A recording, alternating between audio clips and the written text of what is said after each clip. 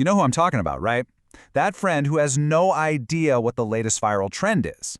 Or the coworker whose style is just completely their own, totally outside of fashion.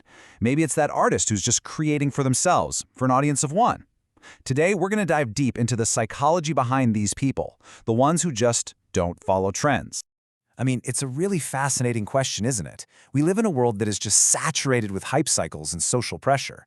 So how is it that some people are just immune? What makes them tick so differently from, well, the rest of us who, let's be honest, get at least a little swept up in the current from time to time? So you might be thinking, oh, they just have quirky taste. Or maybe they're just trying to be a contrarian, you know? But what the research shows is that it's actually something way deeper than that. We're talking about a whole psychological framework that completely shapes how these people see the world and, really, their place in it. And that framework, well, it has a name, and honestly, it's the key to this whole thing. It's called autonomous individuation. Sounds a little academic, I know, so let's break down what that actually means. Okay, so to put it simply, autonomous individuation is this internal drive to figure out who you are from the inside out. So instead of looking at culture or scrolling through social media for clues on who you're supposed to be, these people, they just look inward. Their sense of self is totally self-generated. And this quote right here, it just gets to the absolute heart of it. It's a rejection of social performance. Now think about that. It's not about being against trends, it's about being apart from them. It's this fundamental refusal to accept that life is some kind of performance for other people. They're not playing a role, they're just being. All right, so now that we've got the core concept down, let's get a little more specific. Because this psychological drive, it doesn't look the same in everybody. In fact, it tends to show up as 4 pretty distinct archetypes. Yep, 4. 4 different core motivations that help explain all the different ways people end up rejecting the hype. So, here they are. We have the content realist, the ethical skeptic, the authentic protector, and the independent builder. Each one has a totally unique reason for ignoring the crowd. So, let's meet our first one. All right, first up, let's meet the content realist. You probably know someone like this. They're super grounded, incredibly practical, and have absolutely zero time for any kind of nonsense. And this quote right here really reveals their mindset. They don't romanticize struggle. Think about that.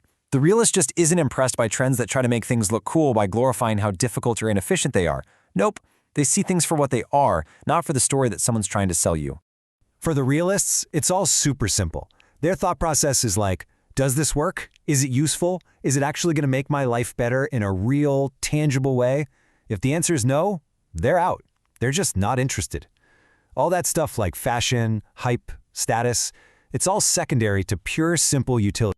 Okay, so while the realist is laser-focused on utility, our second archetype brings a much more critical eye to the whole thing. Let's talk about the ethical skeptic. This person looks at the entire trend ecosystem with a whole lot of suspicion. They see the marketing machines, the manufactured desire. They see things being given this inflated worth, not because they're actually good, but just because a crowd decided they were cool. And for the skeptic, all of that is just a huge distraction from what really matters.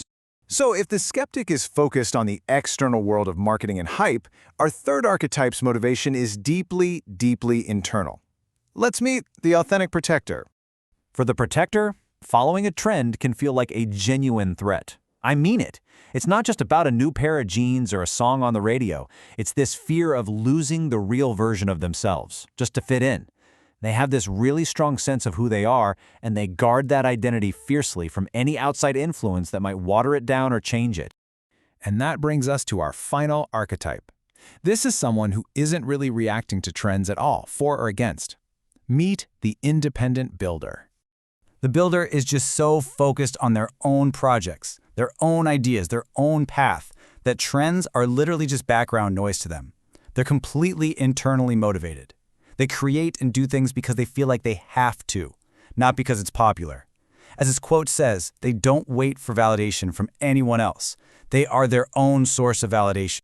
So let's just put that all together in one place. You've got the realist, motivated by utility, the skeptic, driven by a search for truth, the protector, who values authenticity above all, and the builder, whose motivation is pure creation. See? 4 very different paths, but they all lead to the same destination. A life lived pretty much outside the hype cycle. Okay, so now let's turn this whole analysis around and make it a little more personal. The big question is, What's your archetype? So as you were listening to those descriptions, did one of them just click for you? Did it resonate more than the others? Maybe you feel like you're a mix of two of them, or maybe you immediately thought of a friend or a family member in one of these descriptions. It's actually a really powerful tool for a little self-reflection. But look, the most important thing to remember here is that this isn't about slapping labels on people or putting them in boxes. It's actually the complete opposite. It's all about recognizing that authenticity isn't just one single thing. There are many, many different and equally valid ways to build a life that's based on your own internal values. Which kind of leaves us with one final thought to chew on. Based on everything we just talked about, what does authenticity really mean to you? Is it an active rebellion against the mainstream?